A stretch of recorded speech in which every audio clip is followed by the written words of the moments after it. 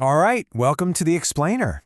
Today we are diving deep into Dave Ramsey's legendary financial plan, a system that's designed to take you from feeling totally out of control with your money to, well, financial peace.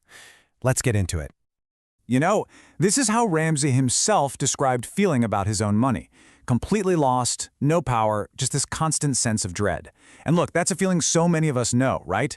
That sinking feeling when there's just way too much month left at the end of the money. And if you've ever felt that way, you are definitely not alone. It's almost become the new normal.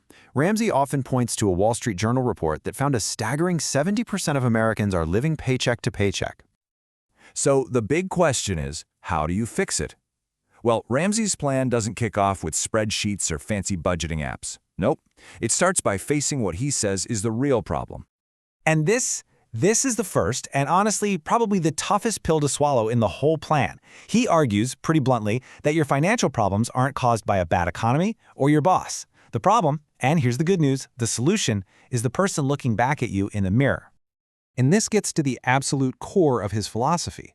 See, Ramsey believes winning with money has very little to do with being a math whiz. He says it's 80% behavior, your habits, your discipline, your choices, and only 20% about what you actually know. Okay, so if our behavior is the problem, the next step is to change it. But you can't just jump in.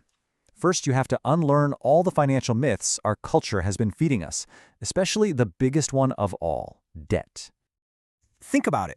We're told our entire lives that debt is a tool, right? A useful lever to help us get ahead, buy a car, get that degree. But Ramsey forces us to ask a really tough question. Is this tool actually helping us, or is it hurting us? So here's the breakdown. The myth we're sold is that debt is a tool to build wealth.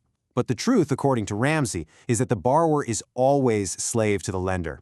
Debt just adds a ton of risk to your life and holds you back from building real, lasting wealth. And he uses the perfect example to drive this point home. The car payment.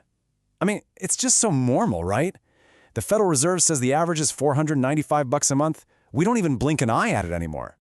But here's the kicker. What's the real cost of that normal payment? Well, if he skipped it and instead invested that same $495 a month from, say, age 25 to 65, he calculates it could balloon to over $2.7 million. That's the mind-blowing cost of just being normal. So what's the big takeaway here? Debt leaves you completely exposed. It creates all this hidden risk. And you know, this Warren Buffett quote that Ramsey loves to use just captures it perfectly. Everything seems fine until a crisis hits. And then, all of a sudden, you find out who's been swimming naked. All right, so if our behavior is the issue and debt is the enemy, what's the actual battle plan? Well, Ramsey calls it the baby steps, and it's a super simple, focused process where you learn to walk before you even think about running. Now, these are the first 3 steps. And listen, the order here is absolutely non-negotiable. It's all about intense focus. You do one and only one at a time. That's how you build momentum and actually change your habits for good. All right, first things first, you gotta save $1,000 and you gotta do it fast. Now, this isn't some giant emergency fund. Think of it as Murphy repellent. It's just a little cash buffer so when the car battery dies or a kid gets sick, you don't have to reach for a credit card and totally kill your momentum.